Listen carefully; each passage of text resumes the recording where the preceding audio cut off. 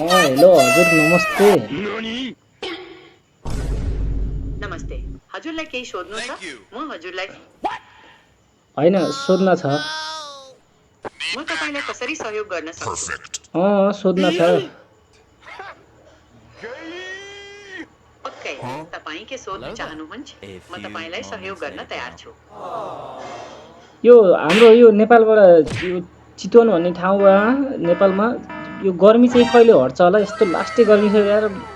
50 किलोको थियो अहिले त 45 किलो भयो क्या। अब त हावा हुरी आयो भने उडाएर लान्छ मलाई।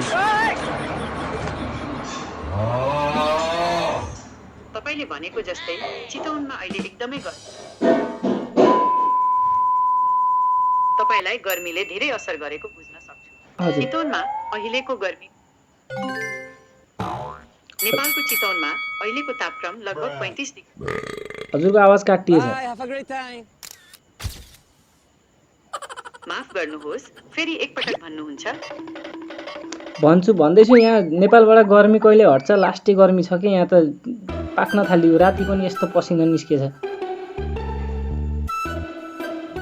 तपाईले भनेको म बुझ्छु। चितवनमा गर्मीले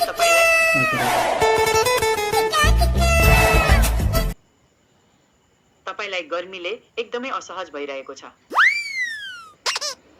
हजुर लास्टै गर्मी छ यहाँबाट। गर्मी चाहिँ कहिले हट्छ? यहाँदेखि गर्मी चाँडै हटाउनु पर्यो। तपाईको समस्या म बुझ्छु। चितवनमा गर्मीले तपाईलाई एकदमै असहज भइरहेको छ। सामान्यतया नेपालमा जुन महिना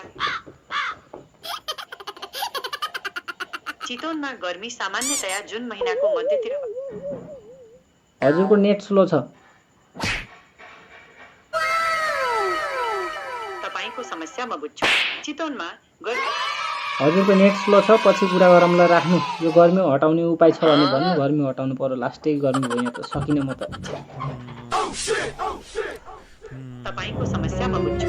चितवनमा गर्मीले तपाईँ के समस्या बुझ्छु 1000 चोटि त समस्या बुझ्छु भनिसक्नु। खै त बुझेको अनि। माफ गर्नुहोस्, मैले तपाईको समस्या बुझेँ। त्यही हो समस्या। गर्मीबाट बच्नका लागि केही उपायहरू अपनाउन सकिन्। उपाय के होला? चितवनमा गर्मीबाट बच्नका लागि केही उपायहरू अपनाउन सकिन्छ। भयो तपाईको नेट स्लो रहेछ। अलि राम्रो नेट जोड्नु अनि त्यसपछि कुरा गरौँला। थोत्रो नेट हटाउनु त्यहाँबाट। दिमाग खराब। एक त गर्मीले दिमाग खराब गर्छ। हजुरले पनि समस्या बुझ्छु भनेर एउटै कुरा खाली त्यही समस्या बुझ्छु त कहाँबाट के बुझ्नु हो?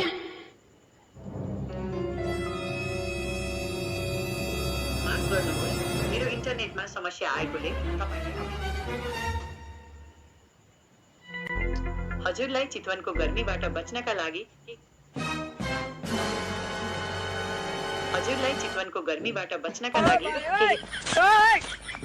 भयो। नारायणीमा गएर चुप्लुङ गर्दै नुहाउनु पर्छ। अब केही उपाय दिन पर्दैन। 1000 चोटि उपाय दिएर पनि केही लागेन। ल दिमाग खराब। राखेँ म फोन। यस्तो त आइडिया दिन्छ।